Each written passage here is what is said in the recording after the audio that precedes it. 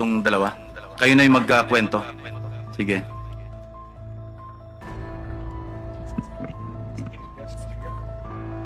Good afternoon po. We have their real names. Nandiyan naman sa invitation. Thank you. Okay, so we are working for our boss, Rico Ocampo, who was the previous tenant of 30 Tamarind at Forbes Park. 30 Tamarind South Forbes. South Forbes. Yeah. Yeah.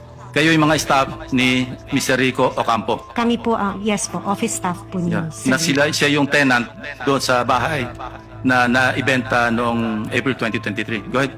That is Continue. correct, Your Honor. And then, during that time, January 29, we were CC'd sa email sa boss namin that we are being evicted January 31 at 3 p.m. Dapat nakalabas na kami ng place.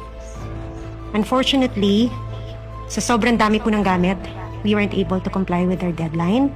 So, we have asked TJ Conti, who is the broker from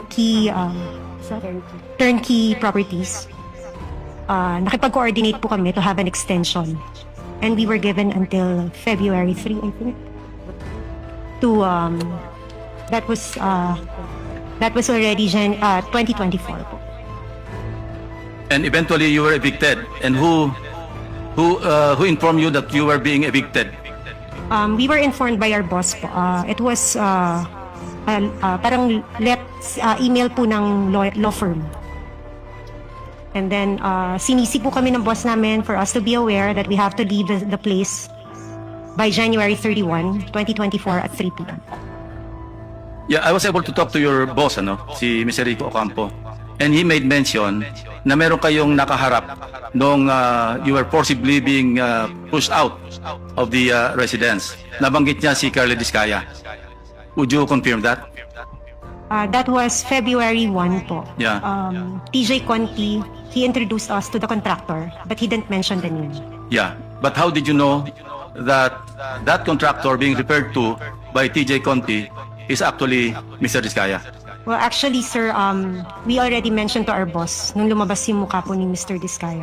Nasabi ko, kamukha Saan lumabas ang sa mukha? TV po, when the flood control project is being brought up. No? During the hearings? Yes, during the hearings. Okay, sabi ko sa boss ko, sorry about that.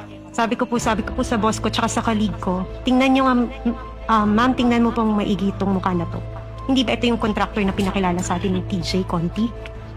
And then we both agreed na siya nga.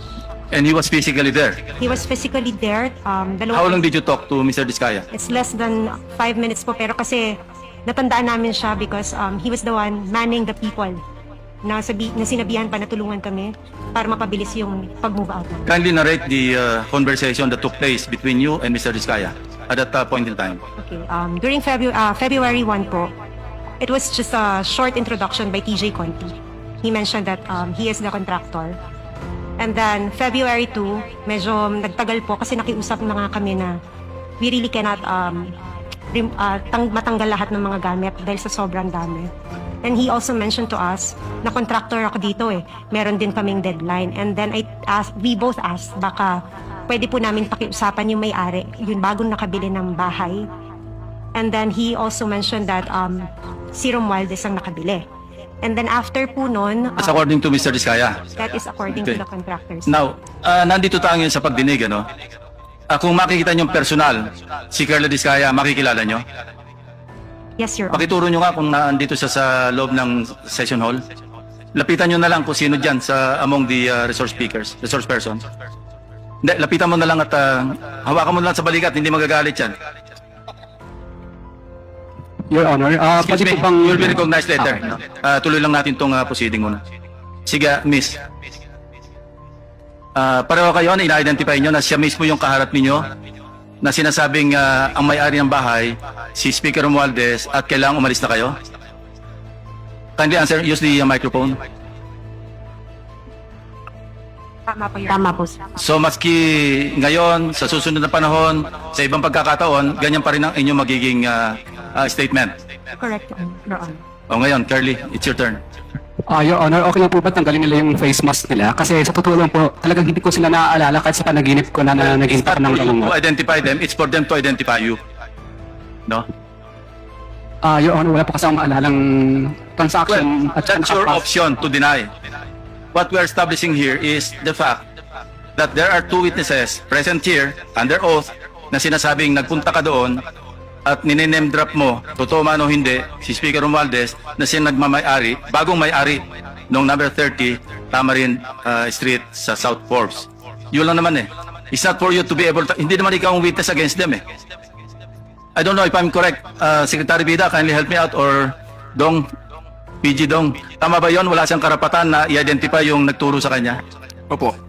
Ang right to confrontation ho kasi kung yun ho ang iniisip ni Mr. Diskaya will come at the appropriate time. But for purposes of identification, ang kakailanganin lang po ay yung taong mag-identify dun sa taong kikilalanin. Thank you, PG Dong. Sige, say your piece. Your Honor, gusto ko po sana ma-identify po muna yung dalawang nagtuturo sa akin kasi kahit minsan po, hindi pa po ako nakakapasok sa South Forbes Park. Hindi ko pa nga alam kung anong mga uri ng mga bahay meron doon. So, malabang-malabang po talaga at wala po ako inuutusan na kahit sinong broker kasi takot po akong bumili sa mga lugar na yun. Ang kaya ko nang bilhin po ng mga lupa sa lugar lang po ng mga Pasig na hindi ganun kamahal ang presyo ng lupa. Hindi ko naman sinasabing bumili ka eh. Hindi naman yan sinasabi, ikaw ang bumili. Anyway, that's it, ano? Ang sabi, Mr. Chairman, contractor daw. Ikaw daw ang contractor. Yan ang sabi. Hindi sinabi ikaw ang bibili. Your Honor, hindi pa po kami nakakapasok sa South Forbes Park. Settled na yan. Isang beses. Opo. They pointed to you, they identified you, and you are denying. Period.